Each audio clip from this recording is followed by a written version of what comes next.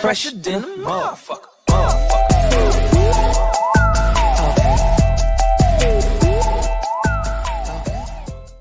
We are living in the 1700s. All right. Come on, man. I hit me with how. Come on, dude. So, you know what? This is gonna take a while, so I'm gonna No, vamp. I'm Go gonna ahead. I'm gonna reset the camera real quick. Alrighty. Well, Chris is about to tell us why we are living in the 1700s. That's fine. Let's hit it. All right. So, this is called the Phantom Dark Ages theory. Let me pull up the Wikipedia page real quick. You mind if I go to town on some Chexies?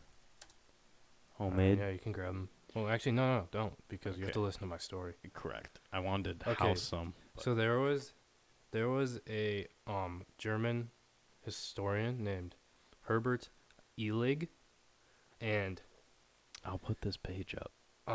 So he started thinking about like back in like the Middle Ages and stuff, time wasn't really as relevant as it was today.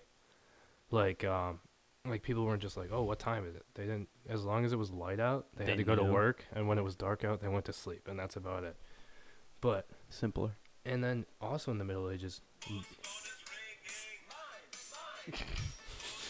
Richard on the podcast. Wait, actually, I kind of want to get Chris's take. Yo, Richard, can we call you back? I can't hear him. We're gonna call him back.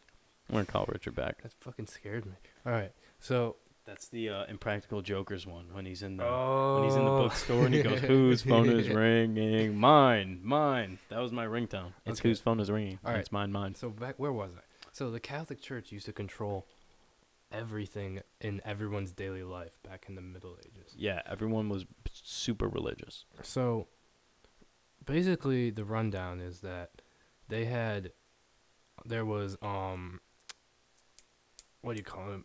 An emperor, Charlemagne, and he ended up appointing his cousin Sylvester as the Pope. So it's kind of like the Andrew Jackson thing, where Andrew Jackson was like all of his cabinet members were like his family. Yeah, but like you could do it back then because nobody cared. Because you had the power. So they believed that Jesus would come back to Earth in the year 1000, and this was the year like. He supposedly was the emperor in the year 614. So, the theory is that he tells his cousin, who is the Pope, "Hey, can you just take the calendar and skip 300 years of history so I can be like the emperor when Jesus comes back to Earth?" Like he wanted to have the clout to be like, "Yeah, I was the emperor in the new millennium," you know? Yeah, because they all had this belief that Jesus was going to come. I don't even know if they believed it that much. That he just wanted the clout to say that he was the emperor. Right. In the year 1000. Okay. So the theory is he did that, and they went from the year 614, and then he just skipped to the year 911. And